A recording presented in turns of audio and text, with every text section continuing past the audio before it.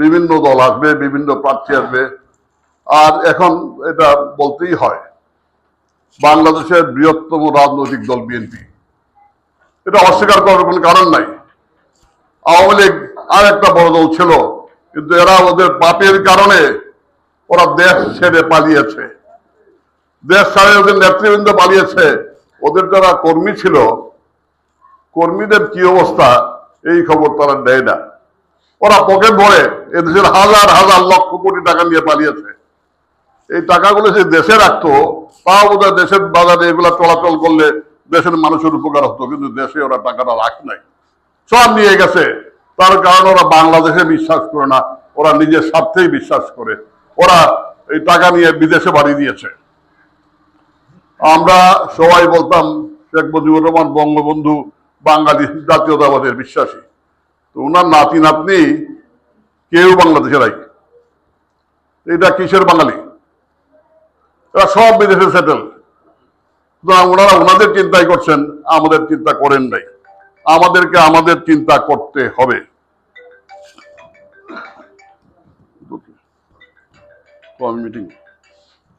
আমাদেরকে আমাদের চিন্তা করতে হবে। আমাদের চিন্তা করতে হলে আমাদের পছন্দ মতো রাজনৈতিক দলকে নির্বাচিত করতে হবে। আমাদের পছন্দ মতো রাজনৈতিক দল, আমরা যেটা দেখি, বৃহত্তর যে দল, সব মানুষ নিয়েই তো বৃহত্তম ক্ষুদ্রতম। মানুষ যার সাথে বেশি সেটাই বৃহত্তম, আর যার সাথে মানুষ কম সেটাই ক্ষুদ্রতম। আমরা আপাত দৃষ্টিতে দেখতেছি এখানে বাংলাদেশে বৃহত্তম রাজনৈতিক দল বিএনপি। বিএনপির কারণও আছে। আমার ছেলে ব্যারিস্টার সাহেব উল্লেখ করেছে আমাদের যে অর্থনীতি কিসের উপর দাঁড়িয়ে আছে এখন। অর্থনীতির মূল ভিত্তি হচ্ছে আমাদের গার্মেন্টস ইন্ডাস্ট্রিজ।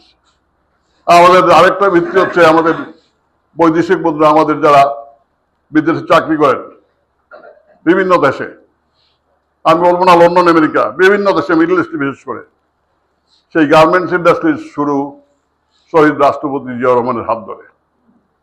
আর সেই বিদেশে কর্মসংস্থানের শুরু এই লন্ডন বাদ দিয়ে, লন্ডনে দ্বিতীয় বিশ্বযুদ্ধের সময় আমাদের জাহাজে অনেক গিয়েছিলেন, ওইটা বাদ দিয়ে যে ঢালাওবল মানুষ যেখানে যেতে পারে, সেই মধ্যপ্রাচ্য, মালয়েশিয়া, এগুলা শুরু কার হাত দিয়ে? শহীদ রাষ্ট্রপতি জিয়া রহমানের হাত ধরে। যেভাবে বাংলাদেশের স্বাধীনতার ঘোষণা হয়েছিল শহীদ রাষ্ট্রপতি জিয়া রহমানের মুখ দিয়ে। আমরা যখন নিরাশ, হতাশ যে কি হচ্ছে, তখন শুনলাম আমি মেজর জিয়া বলছি, আমি বাংলাদেশের স্বাধীনতা ঘোষণা করছি।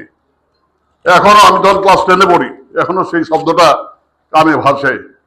পরবর্তী সময়ে অবশ্য মরহুম শেখ মুজিবুর রহমান সাহেবের নাম এড করেছিলেন, এবং ওনার এই ঘোষণা বাংলা এবং ইংরেজি দুই ভাষাতে আমি শুনেছি। আজকাল অনেকে বলে যে এই শেখ মুজিবুর রহমান সাহেব কি টেলিফোনে নাকি ওয়্যারলেসে ইপিআর এর ইয়েতে পাঠিয়েছেন, সেই প্রমাণ আমরা কোথাও পাই নাই। আমাদের কাছে স্বাধীনতার ঘোষক রাষ্ট্রপতি শহীদ জিয়াউর রহমান। আমরা কোনোদিন শেখ মুজিবকে অশ্রদ্ধা করে কথা বলতে চাই নাই, কিন্তু ওনার কন্যা বা ওনার দল ওনাকে বাংলাদেশের জাতির পিতা রাখেন নাই, দলের জাতির পিতা নিয়ে ফেলছেন। বাংলাদেশের নেতা রাখেন নাই, দলের নেতা বানিয়ে ফেলছেন। সুতরাং এদেশের মানুষের যতটুকু যদি কোনো অশ্রদ্ধা থাকে কারো মনে, এটার জন্য দায়ী ওনার কন্যা। সেটা বাদ দিয়ে আসে আমাদের দিরাই সাল্লার কথায়। দিরাই সাল্লায় আমরা যেটা দেখতে পাচ্ছি, দুটো রাজনৈতিক দলের তৎপরতা বেশি।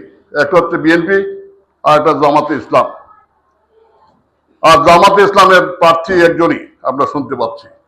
আরো রাজনৈতিক দল আছে, যেমন জমিয়তে উলামা ইসলামের প্রার্থীও আছেন বোধহয়, আরো কে কে আছেন, বা খেলাফত মজলিসের প্রার্থী আছেন বা হইতে পারেন, অন্য দলের হইতে পারে। আর বিএনপি যেহেতু বৃহত্তম দল বা বড় রাজনৈতিক দল, এখানে নেতৃত্বের কম্পিটিশন থাকবে, এটাই স্বাভাবিক। নেতা বেশি হলে সবাই তো চায় নেতা হইতে, সবাই এমপি হইতে চায়, এটা হইতে চায়, ওইটা হইতে চায়, অস্বাভাবিক কিছু না। কিন্তু একটা কনস্টিটিউয়েন্সিতে একটা দল একজনকেই মনোনয়ন দেবে। আমার কথা হচ্ছে, যাকেই মনোনয়ন দেওয়া হোক না কেন, আমরা সবাই তার পিছনে থাকবো। থাকবেন তো আপনারা?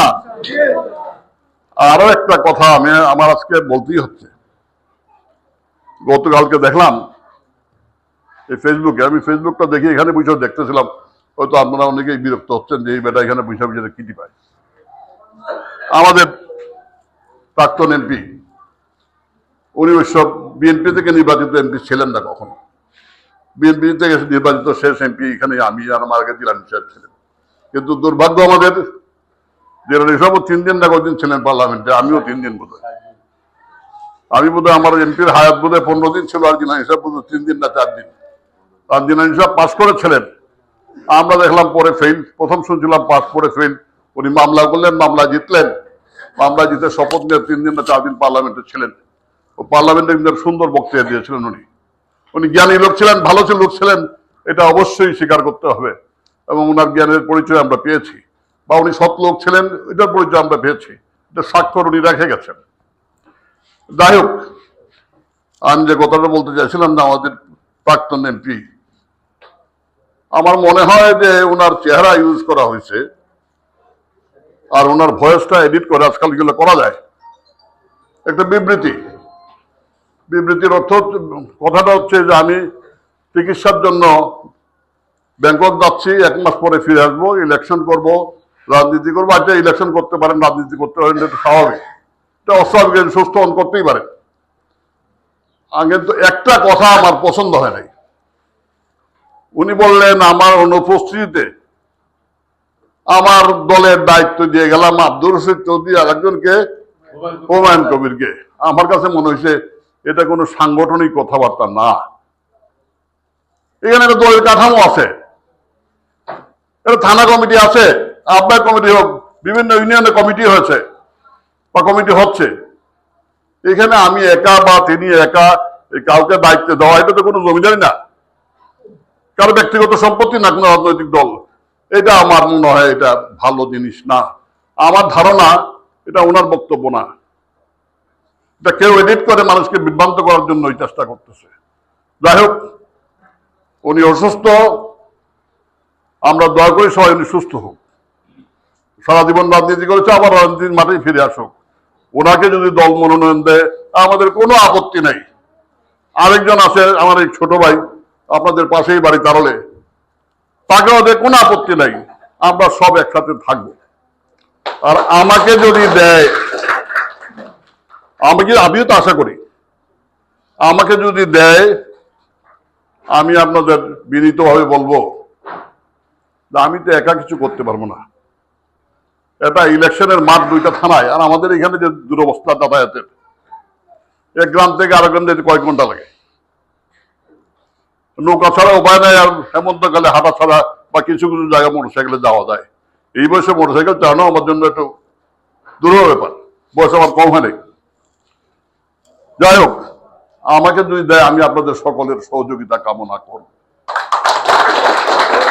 আপনাদের সবাইকে একটু কষ্ট করতে হবে, আর আপনারা যদি কষ্ট করেন, আপনাদের কষ্ট যদি সার্থক হয়, আপনাদের কষ্টের ফলাফল আল্লাহ হয়তো দিবে। আমি একটা জিনিস উল্লেখ করি, এরকম স্কুল বিল্ডিং দিরাইশাল্লায় কম জায়গায় আছে। আমার কাছে মনে হইল যে এই স্কুলের যত্ন কম। আমি বললে বোধহয় হচ্ছে মানে বাথরুমে গেছিলাম, যে অবস্থা দেখলাম অস্বাস্থ্যকর। স্কুলে কি দপ্তরি বা এটার কি খবর রাখার কেউ নাই? আর খবর রাখার যদি কেউ না থাকে, এই ছাত্রছাত্রীদের দিয়ে আমরা তো ছাত্র ছোটবেলা করেছি এগুলা, আমাদের নিজেদের প্রতিষ্ঠান তো এটা, আমার যত্ন নেওয়া দরকার। আর স্কুলের পাশে যে প্রোটেকশন ওয়ালটা দেখলাম, এটা কমপ্লিট হয় না, ইনকমপ্লিট। এটা আপনারা সবাই মিলেই তো করতে পারেন। বাচ্চাপুরের মানুষের অবস্থা এত খারাপ না, আপনারা উদ্যোগ নিলে, আমাদের সহযোগিতা করার থাকলে আমরা অবশ্যই সহযোগিতা করব। আমরা যদি আল্লাহ সুযোগ দেয়, আমি আপনাদের এইসব কাজে আপনাদের পাশে থাকবো। আর রাস্তাঘাট যেটা বলেছেন, আমি ওই যে 5 তারিখের পরে ঢাকায় আসছি, ঢাকা থেকে আসছি, আমি ইলেকশন করার চিন্তায় আসিনি। আমি অবসর মানুষ, দেশের একটা পরিবর্তন হয়েছে, আমার আত্মীয় স্বজন আছে, বাড়িঘর আছে, আমি আসছি এইসব এদের সাথে অনেকের সাথে আলাপ করছি, বিশেষ করে বাচ্চু সুজাত তাইদের সাথে আলাপ করছি যে এটা ব্রিজ আছে এখানে, রাস্তা কই? রাস্তা না হলে ব্রিজটা তো কাজে লাগে না। আমি এরপরে একদিনের দিকে গেছি আপনার জগদল, দেখছি আমার মনে হয়েছে রাস্তা করা সম্ভব। জগদল পর্যন্ত হয়তো কষ্ট হবে, এই যে টেপির হাওর, জগদলবাসীর জন্য তো অল্টারনেটিভ চিন্তা করতে হবে। মাঠটাপুর পরিগুলা বোধহয় রাস্তা করা সম্ভব। আমাকে সুজাত বলছিল, আমি বলছিলাম কাগজপত্র দাও, দিছিল। আমি তৎকালীন যে অ্যাডভাইজার যিনি দায়িত্বে ছিলেন আমাকে অত্যন্ত স্নেহ করতেন, আমার সিনিয়র। আমি জাস্টিস হলে উনি তো সিনিয়র লয়ার ছিলেন, সবসময় সিনিয়রদের আমরা ইজ্জত দিই হাইকোর্টে। এই যে এই সুনামগঞ্জ কোর্টে এরকম কালচার নাই, কিন্তু আমাদের যে কালচার, আমাদের কিছু সিনিয়র আমরা গুরু মানি। সে সিনিয়র আমি বলছিলাম হাসান আরিফ সাহেবকে, হাসান আরিফ সাহেব ওই মন্ত্রণালয় ছেড়ে চলে গেলেন ইয়েতে, বিমান মন্ত্রণালয়ে। তারপরে ওনার হাত ছিল, আমি বলছিলাম সব এটাই কাজ করা সম্ভব? উনি বলছেন হ্যাঁ সম্ভব, তুমি আমার বইল বা মুখে বইলে আমি বলে দেবো। দুর্ভাগ্য উনি ইন্তেকাল ফরমাইছেন। উনি থাকলে বোধহয় এটা আমরা স্যাংশন করাইতে পারতাম। আর এখন যারা আছে আমার ওদের সাথে খুব বেশি কথা বলতে ইচ্ছা হয় না, সত্যি কথা। যেটা পোলাপান যদি কথা না রাখে তবে দেওয়াবো। যাই হোক, আমি যদি সুযোগ পাই এটা অবশ্যই হবে, এটা অবশ্যই হবে না হওয়ার কোনো কারণ নাই। এটা খুব বেশি টাকার বিষয় না। আর শুধু এটা না, আমি চেষ্টা করব এই ব্রিজটাকে কাজে লাগাইতে। এই ব্রিজ থেকে সাকিবপুরের দিকে রাস্তা যেতে পারে, এবং খুব বেশি দূরে না সাকিবপুর। এবং যেটা দেখলাম, ছোটবেলায় দেখতাম যেমন সুজানগর যাইতাম, ফুফুরে আনতে অনেক সময়। ফুফু ছিলেন আপনার অনেকে, মঞ্জুর মা। ওই যে হেমন্তকালে যে গুণ দিয়ে টানতো নৌকা, তখন দেখতাম নদীর এই পাড়টা খালি, শিয়াল হাঁটতো, দিনের বেলায় শিয়াল দেখতাম। আর এখন দেখি যে চাঁদপুর থেকে শুরু করে টানাখালি পর্যন্ত 1 ইঞ্চি জায়গা খালি নাই। এখানে বাড়িঘর হইতে পারে, রাস্তাঘাটও করা যায়। আর রাস্তাঘাটটা যদি হয়, এখন সাকিবপুরের মানুষ 100 টাকা দিয়ে নৌকা আছে, কিন্তু কিছু টাকা খরচ করলে সাকিবপুর রাস্তা করা সম্ভব। আমার বাড়িতে সম্ভব না, আমার বাড়ি অনেক দূরে। আমরা আমাদের কুলন ইউনিয়নের এক সাইড এর উজান হয়ে গেছে, আমরা বা জগদলিনের কিছু অংশ আমরা এখনো ভাটি এলাকায় আছি, এখনো সমুদ্রে আমরা আছি। হয়তো ভবিষ্যতে পরিবর্তন হইতে পারে। ছোটবেলায় যে দিরাই দেখছিলাম, ছোটবেলায় যে কুলন দেখছিলাম, ছোটবেলায় যে মালকুলি দেখছিলাম, যে মাত্রাপুর দেখছিলাম, এটা এখন নাই। বহু পরিবর্তন হয়েছে। এটা প্রকৃতির নিয়ম। ছোটবেলায় দিরাই বাজার নাই। একসময় লঞ্চে আসতাম কয়েক ঘন্টায়, আর এখন 1 ঘন্টা গাড়িতে শোনা মুষ্টি চলে আসতে পারি। পরিবর্তন এখানে হয়েছে, পরিবর্তনের হাওয়া যেমন লেগেছে, পরিবর্তন হবে। আর সেই পরিবর্তনের জন্য, আমাদের অভিষ্ট লক্ষ্যে পৌঁছার জন্য আপনাদের সকলের সহযোগিতা দরকার। আমি আশা করি সেই সহযোগিতা আপনাদের কাছ থেকে পাবো। আপনারা সবাই আমাকে দোয়া করবেন, আমি যাতে সুস্থ থাকি। আপনাদের দোয়া কামনা করে আমার বক্তব্য শেষ করছি। আল্লাহ হাফেজ।